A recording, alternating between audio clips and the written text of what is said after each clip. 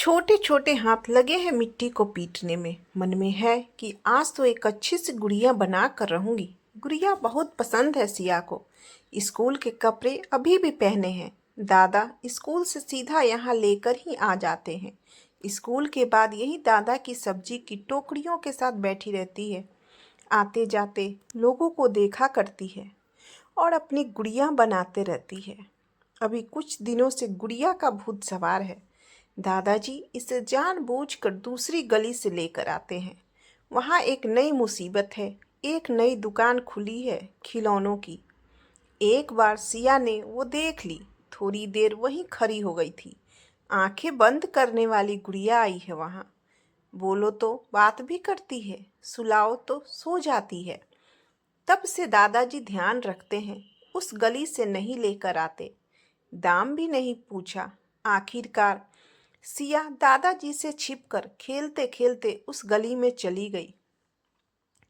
मन में था कि उस गुड़िया को एक बार हाथ लगाकर देख लूं। जाकर उस दुकान के सामने खड़ी हो गई और गुड़िया को निहारने लगी। वह गुड़िया बहुत सुंदर थी, रंग बिरंगे कपड़े पहने हुए, और इसकी आंखों में चहक थी। सिया ने उसे कुछ देर तक देखा और फिर सीधे दुकान के अंदर चली गई। दुकान के मालिक अंकल ने उसे देखकर नजरें घुमा ली। उसकी आंखों में तिरस्कार और दया दोनों थे। वह चुपचाप बैठी रही और खिलौनों को हाथ से छूने का मन ही मन सपना देखने लगी। आखिरकार सिया ने साहस जुटाया और दुकान वाले से बोला, अंकल मुझे यह खिलौना चाहिए। दुकान वाले ने उसकी फटी हुई चप्पल देखकर उसे नज़रअंदाज कर दिया और बोला, तुम्हारे जैसे बच्चों को ऐसे खिलौने नहीं मिलते, जाओ यहाँ से। सिया थोड़ी देर के लिए चुप रही।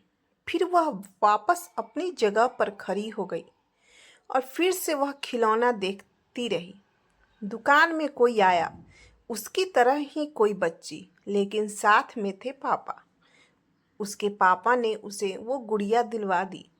वो भी सोच रही थी, अगर उसके पापा मिल जाएं तो उसे भी यह खिलौना मिल सकता है। सिया के पापा नहीं थे।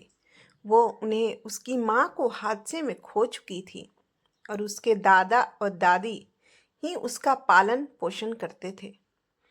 दादाजी की उम्र बहुत हो चुकी थी और वह एक छोटी सी सब्जी की दुकान चलाते थे, जिससे किसी तरह परिवार का गुजारा चलता था।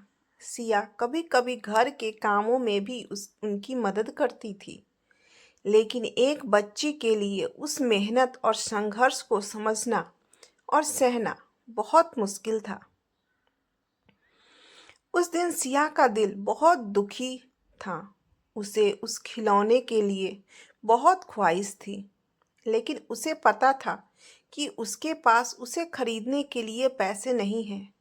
वह दुकान से थोड़ी दूर जाकर एक बेंच पर बैठ गई और सोचने लगी।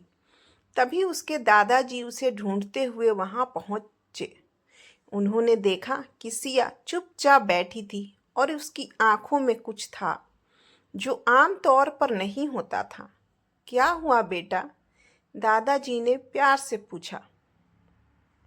सिया कुछ देर तक चुप रही और फिर बोली, दादाजी मुझे पापा चाहिए। दादाजी चुप हो गए। वह कुछ समझ ही नहीं पाए कि उनकी पोती आज क्यों ऐसा महसूस कर रही है। उन्होंने फिर से पूछा, तुझे दादा प्यार नहीं करते? सिया ने सिर झुका लिया और कहा, दादा आप मुझसे बहुत प्यार करते हो, लेकिन वो खिलौना मुझे चाहिए और उसे सिर्फ पापा ही खरीद सकते हैं। आप मुझे वह नहीं दिला सकते। दादाजी को सिया की बातों ने आहत किया। उन्होंने कुछ पल के लिए विचार किया और फिर कहा, बेटा वो दुकान वाला किसी को भी खिलौने दे सकता है, अगर उसके पास पैसे हों। सिया ने थोड़ा झिझकते हुए पूछा, तो फिर हमारे पास पैसे क्यों नहीं है दादा? दादाजी की आंखों में एक गहरी उदासी और थकान थी, लेकिन उन्हें समझ नहीं आ रहा था कि सिया को कैसे समझाएं। दादाजी ने कहा कि अच्छा ठीक है, तू यहीं रुक, मैं आया। दादाजी थोड़ी देर बाद आए और सिया को उस दुकान में लेकर गए और उन्होंने उसे वो गुड़िया दिला दी। 500 रुपये, जो करीब 2 दिन की मेहनत थी, उन्होंने अपनी लाडली के लिए दे दिए। दादाजी ने अपनी पोती से कहा, तुम्हें यह खिलौना बहुत पसंद आया है? सिया सिया ने खुशी से कहा, हाँ। सिया खुश थी, लेकिन दादाजी अब हिसाब किताब में लगे थे कि कैसे इन 500 रुपये जो गुड़िया में चले गए उसकी भरपाई कैसे होगी। यह उनके लिए ज़्यादा पैसे थे। वो मन में सब योजना बनाने लगे, साथ ही दादी को भी कैसे समझाएंगे यह भी सोचने लगे।